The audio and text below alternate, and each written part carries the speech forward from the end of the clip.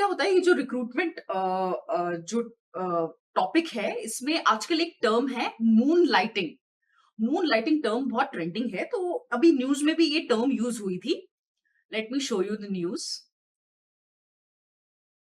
जो IT major है Infosys limited, they have warned its employees against moonlighting, saying that the practice may result in termination of contract of the employee as it is against the company's rules. In an internal post, the homegrown IT company has said that dual employment will not be allowed as per Infosys Code of Conduct.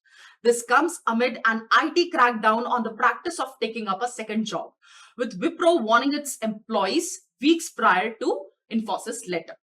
सो ये news थी, इसको समझते हैं। जो Infosys limited है उन्होंने अपने employees को क्या बोला है, उन्होंने एक इंटरनल पोस्ट की है जिसके थ्रू उन्होंने बोला है कि हमारी ऑर्गेनाइजेशन में मून लाइटिंग अलाउड नहीं है, और अगर आप करते हैं मून लाइटिंग तो आपका कॉन्ट्रैक्ट हमारी कंपनी से खत्म कर दिया जाएगा। ये मून लाइटिंग है क्या term? Moonlighting refers to the practice of working a second job outside normal business hours. Therefore, an employee may work a normal 9 to 5 job as a primary source of income, but work nights at a different job in order to earn extra money. तो moon lighting क्या है? यहाँ पे dual employment involve रहता है। एक employ दो jobs एक साथ करता है। वो 9 to 5 जो उसकी नॉर्मल जॉब है वो भी करता है, और 5 बजे के बाद वो एक दूसरी जॉब पे जाता है। किस मोटिव से? कि भाई मैं और थोड़े पैसे कमा लूंगा। एक एग्जाम्पल से इसको समझते हैं।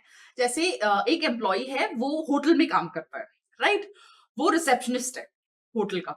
तो 9 to 5 मान लो वो ए होटल में जॉब करता है, तो 9 to 5 उसने जॉब कर ली, ठीक है। उसके बाद क्या हुआ? वो घर गया, फिर उसने सोचा यार मैं और पैसे कमा लूं, मेरी अर्निंग्स और बढ़ाने के लिए मैं एक और होटल में नाइट शिफ्ट वाला कर लेता हूँ।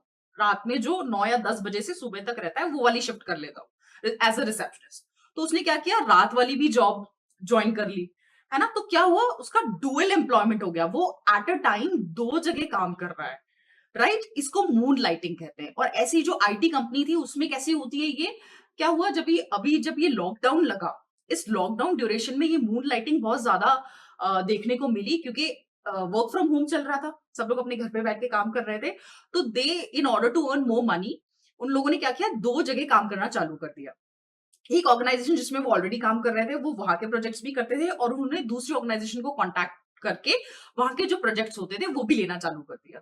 क्योंकि यहाँ पे फ्लेक्सी टाइमिंग का कॉन्सेप्ट बहुत चलता है। फ्लेक्सी टाइमिंग क्या होता है? फ्लेक्सिबल टाइमिंग कि इंपॉर्टेंट ये है कि आप अपना जो प्रोजेक्ट आपको दिया गया है उसे टाइमली कंप्लीट करके दे दो।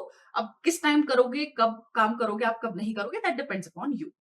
तो इस वजह से क्या हुआ? ये मून लाइटिंग प्रॉब्लम बहुत सारी ऑर्गेनाइजेशंस ने फेस करी, और इसलिए ये जितने भी आईटी मेजर्स हैं अब वो इस चीज को बहुत नोटिस कर रहे हैं, बिकॉज इसके डीमेरिट्स होते हैं। जब आप एक ही काम है, आपका जो काम है आप दो ऑर्गेनाइजेशन में कर रहे हो, तो लेकिन वो जो दो ऑर्गेनाइजेशन है वो एक दूसरे की कॉम्पिटिटर हो सकती हैं, और कहीं ना कहीं हो सकता है कुछ ऐसी कॉन्फिडेंशियल इंफॉर्मेशन है जो जानते हुए या न जानते हुए आपसे लीक हो जाए एक ऑर्गेनाइजेशन की दूसरी ऑर्गेनाइजेशन पे। तो उसमें क्या होगा? वो आपका जो कॉन्फिडेंशियलिटी जो आप साइन करते हो जब आप कोई ऑर्गेनाइजेशन को ज्वाइन करते हो, कि I keep whatever I am doing here up to this organisation, उसे मैं कॉन्फिडेंशियल रखूंगा, मैं कहीं और किसी के साथ शेयर नहीं करूंगा। तो वो चीज क्या होती है? वो क्रॉस हो जाती है ना? वो जो आपने कॉन्ट्रैक्ट साइन किया था, कहीं ना कहीं आप उसको ओवर पास कर देते हो।